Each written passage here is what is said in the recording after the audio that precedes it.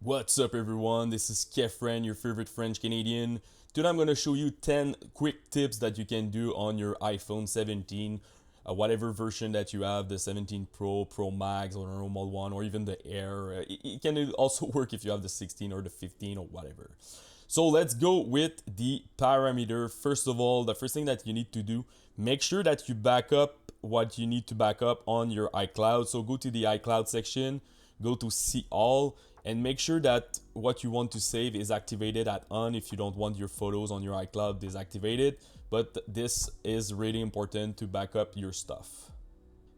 Another thing that I really like is to see your percentage of your battery. So go to your battery over there and make sure that battery percentage is activated because by default it will be deactivated. Also, another thing that I want to mention in the Apple Intelligence and Siri, if you currently pay a ChatGPT account, make sure that you connect this one to your phone so you can use it, your paid version. I have currently the ChatGPT Plus, so now it's linked in my Apple Intelligence on my iPhone. I know a lot of folks like to use the dark mode on their phone, so go to your display settings. So this is where you can switch between light and dark. So I like to use dark, and so I don't use the automatic stuff. And also I like to deactivate the true tone. Honestly, I always like to have the same brightness, so it's a question of preference if you want to do that or not. And for the rest of it, I'm not using anything else. Another thing that I want to show you guys is you have a way that you can group your icon very quickly. So hold your wallpaper. Now you see the little animation. Select an icon, and after that, just press on the icon that you want to move. And as you can see quickly, now I have 4 icons over there. So this is a way that you can do it. Also, I want to show you the customization that you can do. So I'm gonna hold the wallpaper. First of all, in edit. So now I'm gonna show you how to customize your wallpaper, and if you want to add widget and stuff like that, hold your wallpaper, press edit. So first of all, add widget. You have a lot of different widget that you can add or download if you want. So this is pretty much where you can do it. Also, what we can do, we can customize. So we're gonna press customize. If you want to change your display a liquid glass setting like this. So for an example, I'm pressing on them. As you can see, it will change the look of it if you want to customize it or if you just want the default. So that's pretty cool, you can do that. Let's go back to the wallpaper, edit wallpaper. So this is where also you can change your wallpaper. You can download more if you want. So if you want to also to add some blur, it's pretty quick and you can do that as you can see. So another thing that is pretty cool on your lock screen, just hold like this, press customize, and now you can customize whatever that you want to customize. As you can see, I'm moving the hour. You have some kind of filter that you can change like DOS, ILO. So you can add stuff like this.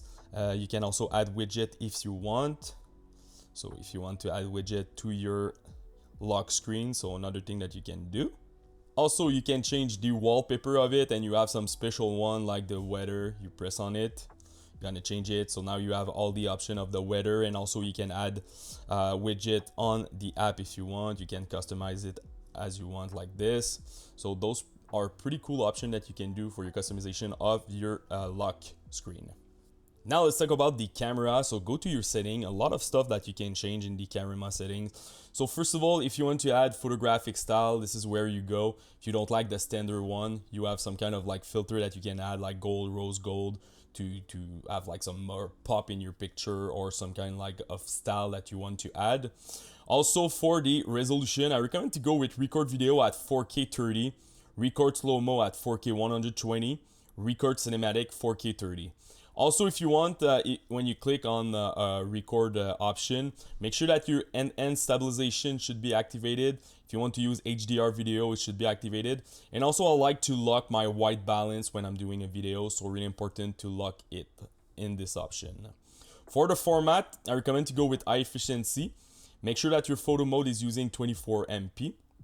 After that, make sure that you're using Pro RAW, and if you want the best quality, use JPEG XL lossless. And for your video capture, if you want to use ProRes activated, and also you can record in log if you want to do your post-processing after that. So this is where you change it, or you can stay in HDR.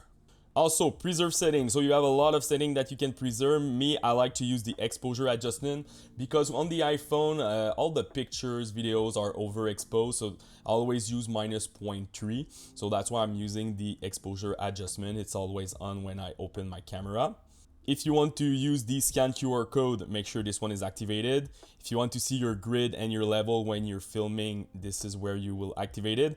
And for the rest of it, make sure everything is activated if you want those options. Normally, you should just stay them at on.